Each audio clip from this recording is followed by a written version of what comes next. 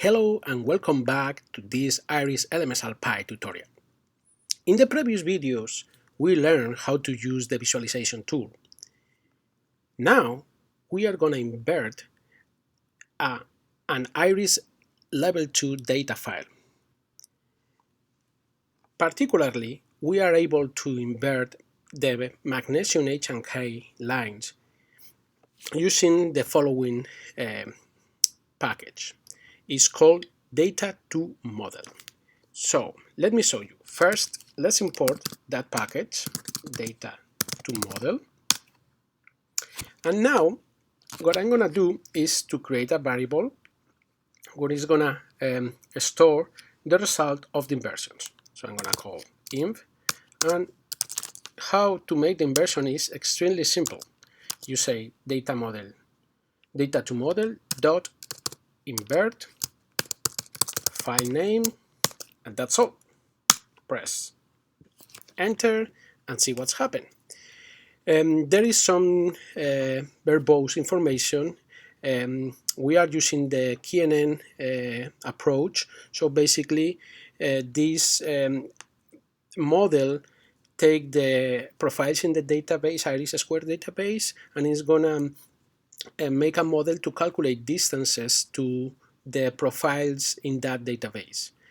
So the idea is that the prof is going to find for a given profile in the observation in our data, is going to look for the closest synthetic profile in the IRIS2 database. This can take a few minutes and it might be probably longer, as I said, because I record in this session. So it might take a little while. So be patient and see you soon.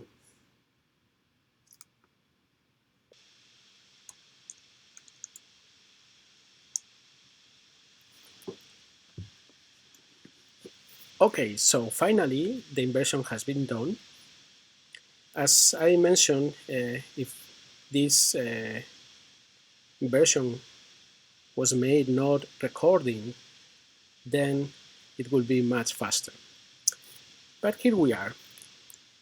This is the information stored in the variable that I create when I made the inversions. So if I do this, and you can see this is containing raster, and I make this, you are going to have all these variables. Again, this is very easy to visualize with this method.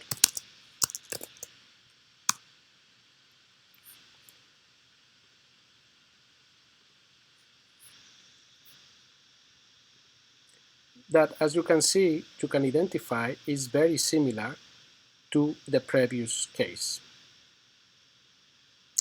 In this method, in this case, what you are visualizing is the intensity profiles of the observation in blue and the closest profile in the database, the fit profile, in dash orange line. As I'm moving, this data is showing the inversion and the fit. This data set is particularly challenging because this is a search, an explosive event, and IRIS2 database has some limitation, as we mentioned in the documentation.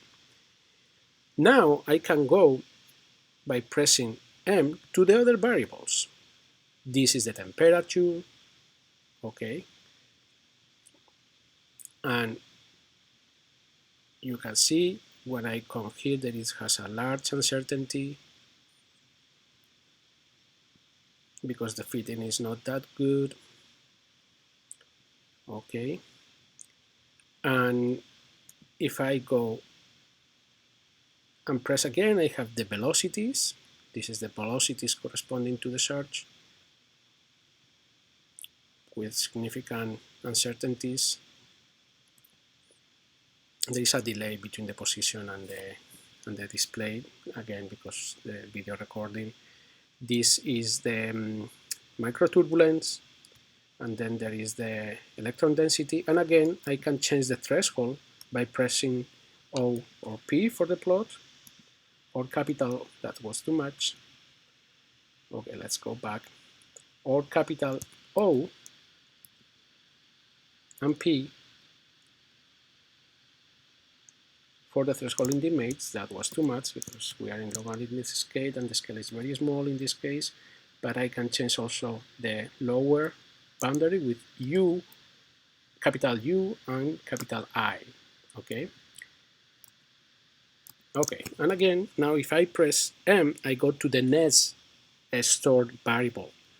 What in this case are the uncertainties. I'm storing the uncertainties, the errors, for the difference variable, for the temperature, line of sight velocity, microturbulence, and density. And finally, I can come back to the fit of the spectra and the observation. Okay. Again, this has all the functionalities that we have seen before. I'm going to change the threshold here. Oops. Yep. And I can make a zoom in this area and I can come here, for example, see how it looks. Now it's saturated, of course. I'm going to change the threshold back, showing some profiles and some feeds. Let's see how it looks here. I block it. I'm going to unblock by pressing B. Now that is too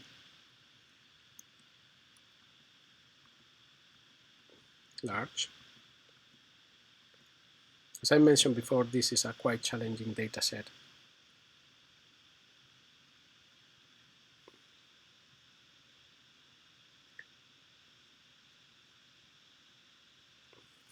Anyway, so this is what we have. I hope you like it and I hope you enjoyed. Thank you again for your attention and see you soon. Bye.